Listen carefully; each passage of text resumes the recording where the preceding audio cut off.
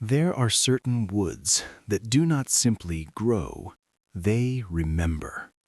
They remember storms that split mountains.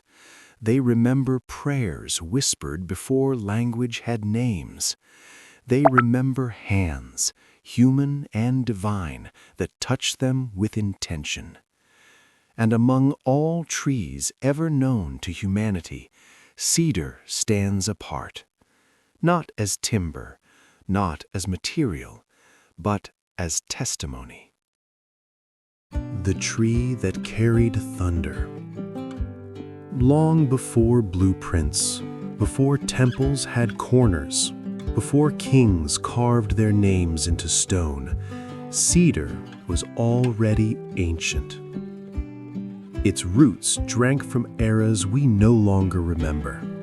Its grain carried thunder, layer by layer, ring by ring. Its scent alone could stop decay, repel death, and silence corruption. And humanity noticed.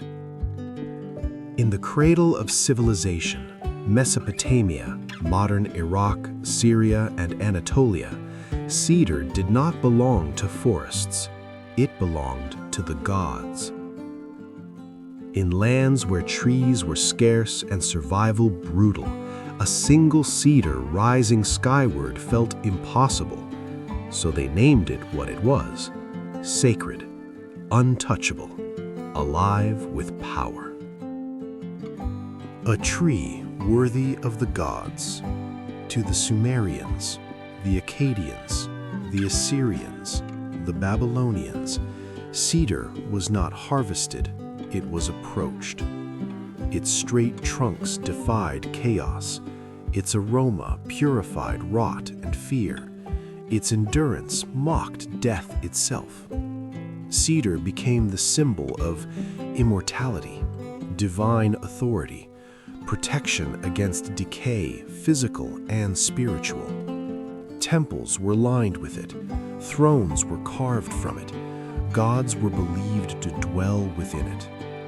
To cut cedar was not carpentry, it was a ritual.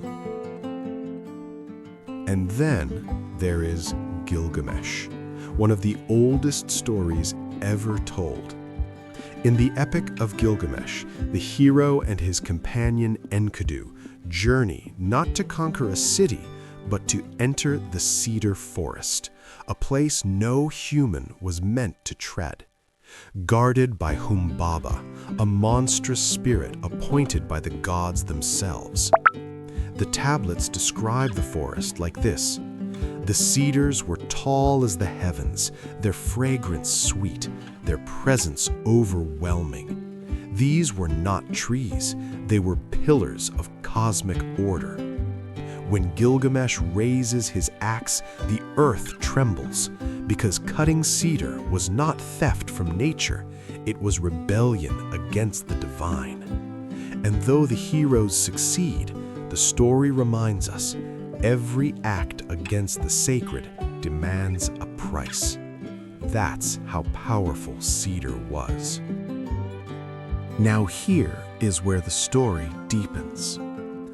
Across the ocean, across thousands of years, indigenous peoples of North America, with no contact with Mesopotamia, named cedar the same thing: the tree of life.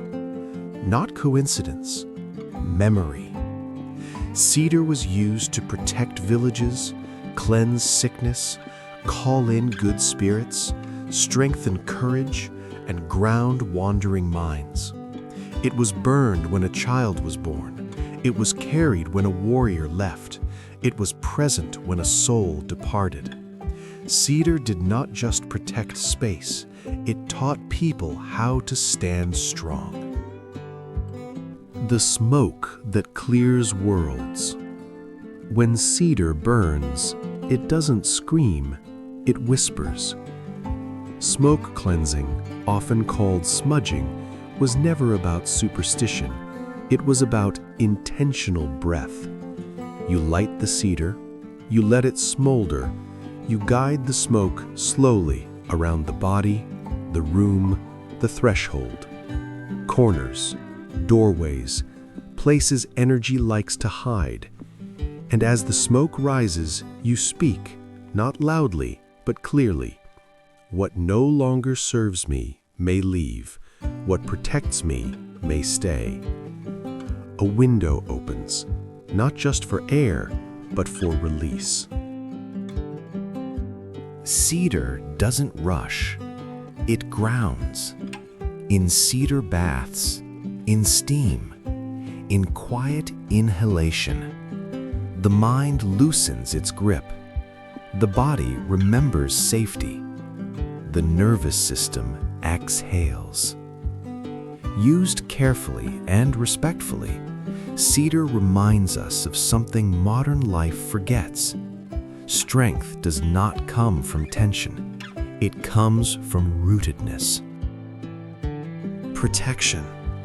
You can hold a small bundle of dried cedar, a sachet beneath the pillow, a carving near the door. These are not decorations. They are agreements. Agreements with memory, with ancestors, with the quiet intelligence of nature. Cedar does not shout.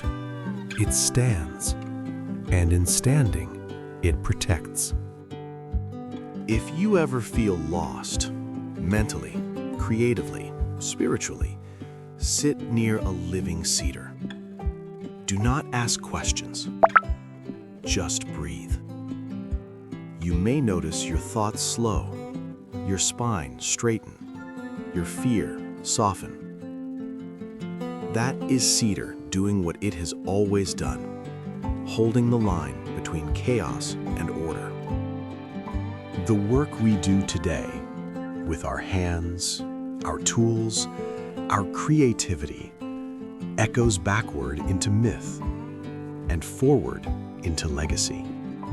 Cedar was legendary then. It is legendary now because some trees do not grow for shade.